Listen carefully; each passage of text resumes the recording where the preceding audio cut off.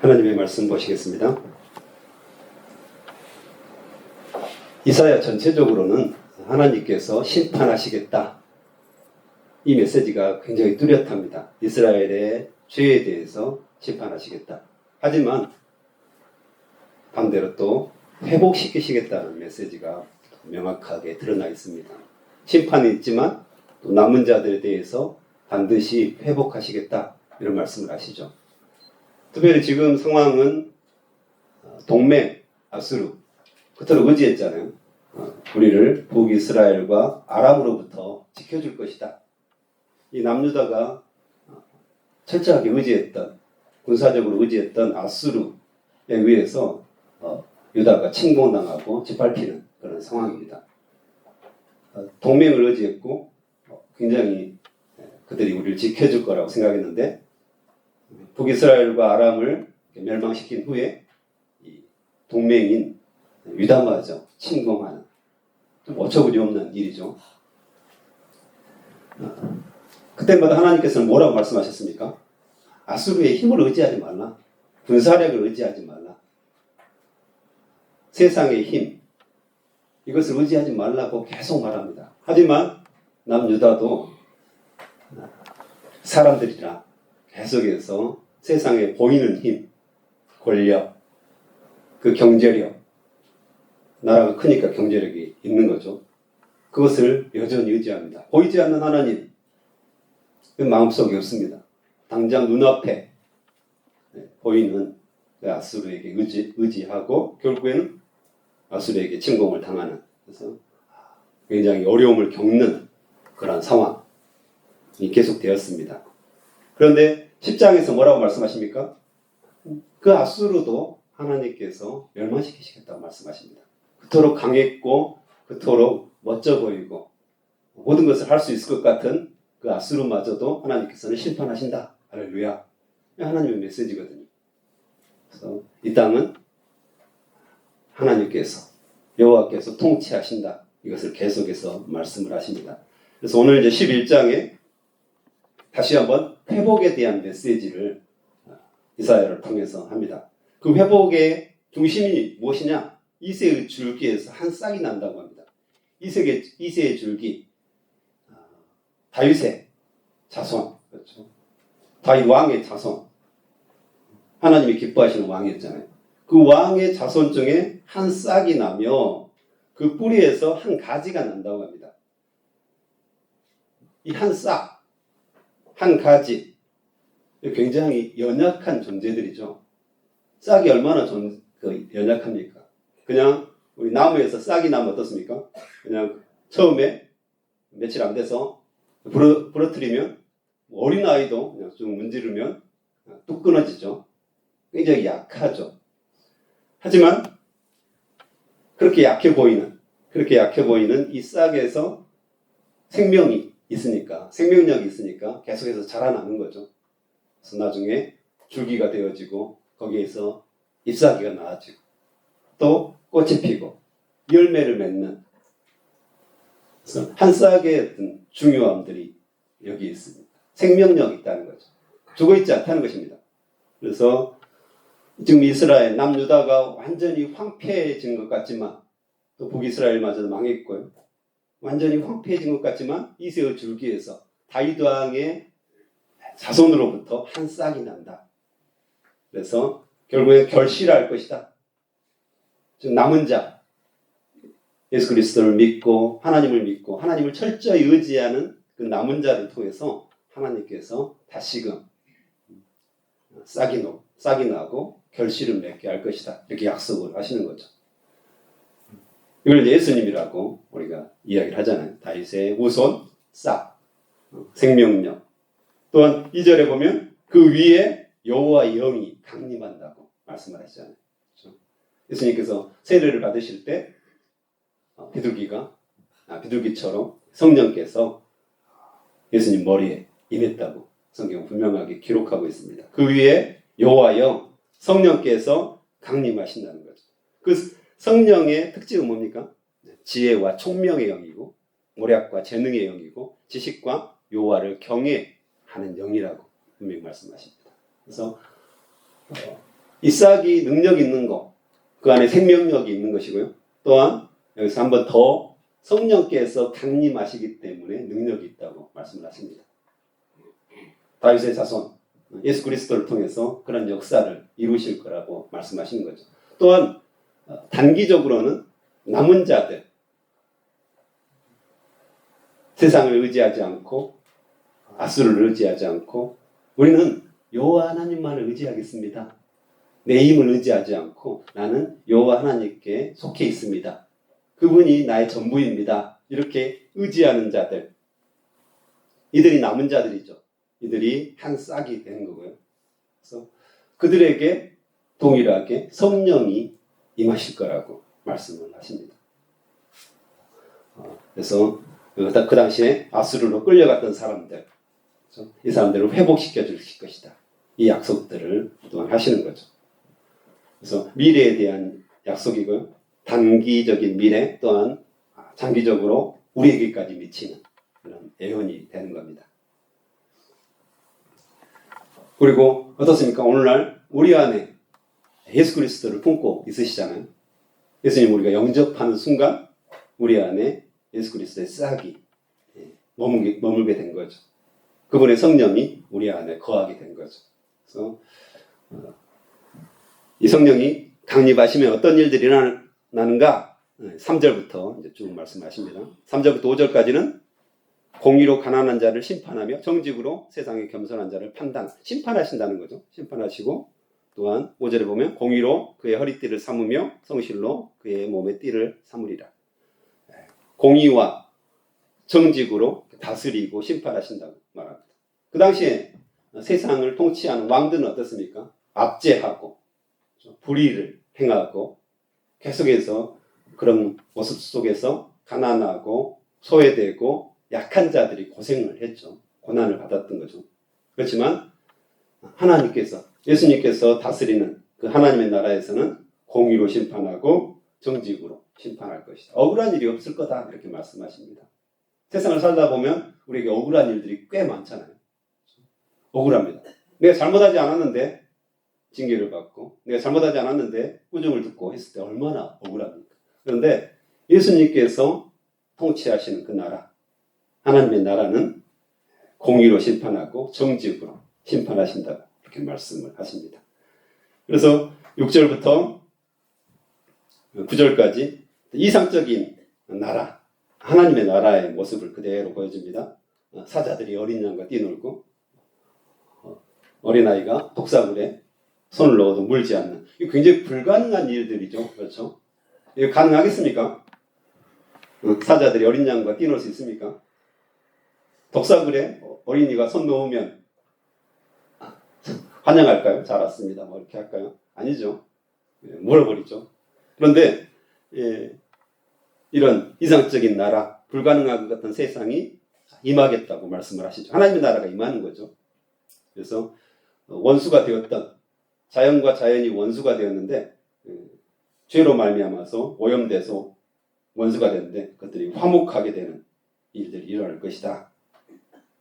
화목하는 일들이 일어날 것인데 이게 바로 이는 물이 바다를 덮은 같이 여호와를 아는 지식이 세상에 충만하게 되었기 때문에 여호와를 아는 지식이 이 땅에 가득하기 때문에 자연과 자연이 서로 화목하게 되는 그런 일들이 일어날 것이다. 이렇게 이야기를 하죠. 또 10절부터 보면 사람과 사람 사이에도 화평이 일어난다고 말씀하십니다. 그래서 10절에 그날에 마지막 날에 하나님의 나라가 임할 때 이새의 뿌리에서 한 싹이 나서 다시 말씀하시죠. 만민의 기치로 설 것이요 열방이 그에게로 돌아오리니 그가 거한 곳을 영화로우리라.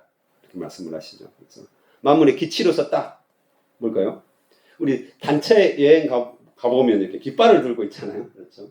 그래서 사람들이 잃어버리지 않도록 여행사 깃발을 딱 세우죠. 그래가지고 나중에 여행이 다 끝나고 관광이 다 끝나고 나면 그 깃발 아래로 모여야 되는 거잖아요. 안 모이면 어떻게 됩니까? 해외에서 미아가 되는 겁니다. 못 들어오고 거기서 여행 갔다가 슬피 울며 이를감이 있게 되겠죠. 사람 수가 엄청 많기 때문에 깃발을 들어야지 거기에 사람들이 모여드는 거죠. 나중에 끝나고 나서. 이런 것처럼 이새의 뿌리에서 한 싹이 나서, 그렇죠? 예수 그리스도라는 그 만민의 깃발이라는 거죠. 깃발이 설 것이다. 그러면 열방이 돌아오게 될 것이다. 이렇게. 미래에 그런 일들이 일어날 것이라는 것을 말씀을 하시죠. 그래서 결국은 하나님께서 심판과 회복을 계속해서 이사야를 통해서 말씀하시는 건 뭡니까? 궁극적인 목적은 돌아오라 이거잖아요. 돌아오라. 죄에서 돌아오라.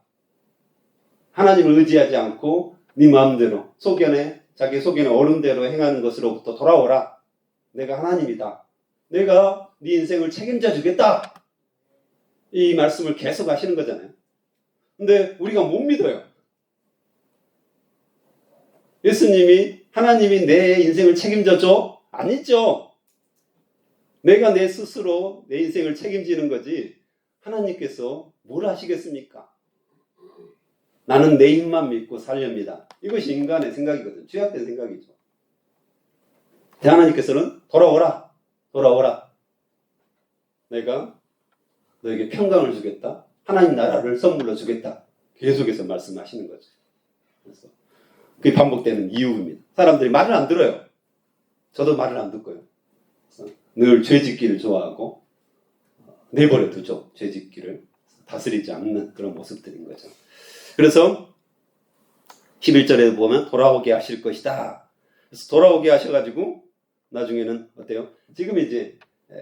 지금까지 남유다와 북이스라엘이 계속 싸웠어요. 원래는 한 나라였잖아요. 솔로몬 이후에 이제 남북왕조로 갈라져가지고 그들이 계속해서 서로 질투하고 싸우고 괴롭히고 그 이야기를 13절에 합니다. 근데 그것들이 다 끊어질 것이다. 죄로 말미암아서 인간들 사이에 원수가 되었는데 아주 같은 동족이었는데 죽일 듯이 서로 싸우죠. 근데 그 모습이 사라지고 화목하게 될 것이다. 이렇게 이야기를 합니다.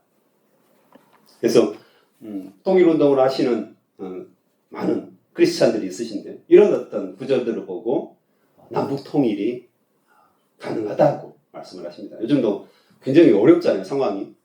김정은이가 이제 더 이상 통일을 논의를 하지 않겠다. 통일 논의를 하지 않겠다. 이렇게 선언을 했죠. 이제 적대 국가다. 우리 동족 아니다. 이렇게 선언을 했잖아요. 그래서 언제든지 공격해도 명분을 쌓은 거죠. 이전에는 이제 공격하면 뭐죠? 동족 상자 안의 비극이 다시 일어나는 거잖아요. 근데 이제 너희들 우리 적대 국가다. 우리 동족 아니다. 이렇게 선언함으로 말미암아서 언제든지 공격해도 그 명분들을 쌓는 그런 위기의 상황들이죠, 실제로. 근데 하나님의 나라가 임하면 정말 남은 자들이 돌아오고 그리스도인들이 정말 무릎 꿇고 회개하면 우리도 남북 통일은 4대 강국들이 도와줘야지 될 거라고 생각을 하거든요, 실제로. 미국이 도와줘야지 아니면 중국이 도와줘야지 통일이 될 것이다. 이렇게 생각하는 경우들이 참 많은데 성경에서는 분명히 남은 자들, 하나님을 믿는 자들이 무릎 꿇고 돌아올 때 그날에 가능하다고 말씀하시거든요. 이스라엘의 남유다와 북이스라엘이 서로 화목하게 되었던 것처럼 우리나라 남북 통일도 동일하게 우리 손에 달려있음을 우리가 알 수 있죠. 사람들은 군사력을 강화하고 미사일을 만들고 충분한 군사력들을 기르면 남북이 통일될 거라고, 전쟁이 일어나지 않을 거라고 그렇게 외칩니다. 하지만 하나님께서는 회개하고 돌아오는 역사가 일어나면 전쟁이 멈출 거라고 말씀을 하시거든요. 우리가 먼저 회개하고 돌아가는 것이 중요하고, 또한 우리가 김정은 정권의 그 사람들이 회개하도록 늘 기도하는 것들, 중보하는 것들 굉장히 중요함을 우리가 알 수가 있습니다. 그리고 그날에는 12장까지 계속 이어집니다. 그날에 이새의 줄기에서 한 싹이 나와서 결실하는 때, 회복하는 때, 그때는 어떤 일들이 또 일어나냐면 12장 1절에 보면 후반부에 또 주께서 나를 안위하시오니 내가 주께 감사하겠나이다. 말씀하시고요. 5절에도 보면 여호와를 찬송할 것은 극히 아름다운 일을 하셨음이니 이를 온 땅에 알게 할지어다. 아멘. 예배가 회복되는 겁니다. 즉 하나님의 나라는 왜 예배가 회복되는 겁니다. 하나님께 감사가 넘치고요. 찬송이 넘칩니다. 그러면 하나님의 나라가 회복되는 겁니다. 하나님의 나라가 임하는 겁니다. 왜 우리 가정은 지옥 같지? 왜 우리 회사에서는 이렇게 나를 힘들게 하지? 왜 학교에서 나는 이렇게 어렵게 살까? 왜 그럴까요? 예배가 회복되지 않았기 때문일 겁니다. 그것이 하나님의 임재가 있고 이새의 줄기에서 싹이 나서 그곳에서 임마누엘로 하나님께서 거하고 예수 그리스도께서 거하면 그것이 바로 하나님의 나라가 되는 거잖아요. 하나님의 나라가 되었다는 것은 감사와 찬송이 넘치는 겁니다. 물론 결과적인 것일 수도 있습니다. 하나님의 나라가 임했기 때문에 감사와 찬송이 넘쳐날 수도 있고요. 또 반대로 어떻습니까? 비록 지금 우리가 하나님의 나라에서 온전한 하나님의 나라에서 사는 건 아니잖아요. 여전히 죄악이 가득하고 여전히 공의와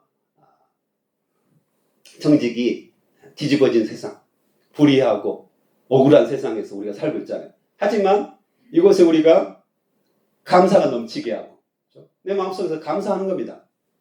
감사할 일이 아닌데 주님 그럼에도 불구하고 감사합니다. 이것도 감사합니다. 저것도 감사합니다. 어머 내가 살아있는 것이 너무 감사하네. 내 왼수 같은 남편이 있는 것이 너무 감사해. 속 썩히는 이놈의 자식들 그래도 내 곁에 있어서 너무 감사해. 공부는 못하지만 튼튼하게 자라줘서 너무 감사해. 감사할 조건들은 너무 많습니다. 실제로. 찾고 또 찾으면 넘쳐나는 것이 감사 제목임을 우리가 알 수 있죠. 자연스럽게 그것에 대해서 찬양하고 이거 다 하나님께서 주셨습니다. 경배합니다. 하나님을 높입니다. 비록 조건은 진짜 현실을 보니까 너무 힘들어요. 너무 잘 풀리지 않는 일들이 너무 많아요. 경제적으로도 그렇고 관계적으로도 그렇고 하지만 거기에 우리가 감사와 찬송을 심는다면 거기에 하나님의 나라가 임하는 거 아니겠습니까? 하나님께서 통치하시는 나라, 예수 그리스도께서 통치하시는 나라. 그래서 늘 불평하고 불만하고 못 살겠다, 죽겠다. 이것이 우리 입에서 터져나온 것이 아니라 오히려 감사가 터져나오고 찬송이 터져나오고 그러면 그곳에 하나님의 나라가 임한다는 거죠. 할렐루야. 오늘 하루 사시면서 우리 안에 감사 제목들을 많이 생각하고 떠올려보고 적어봤으면 좋겠습니다. 또 찬송을 한번 좀 계속해서 부르는 그런 시간들이 있었으면 좋겠습니다.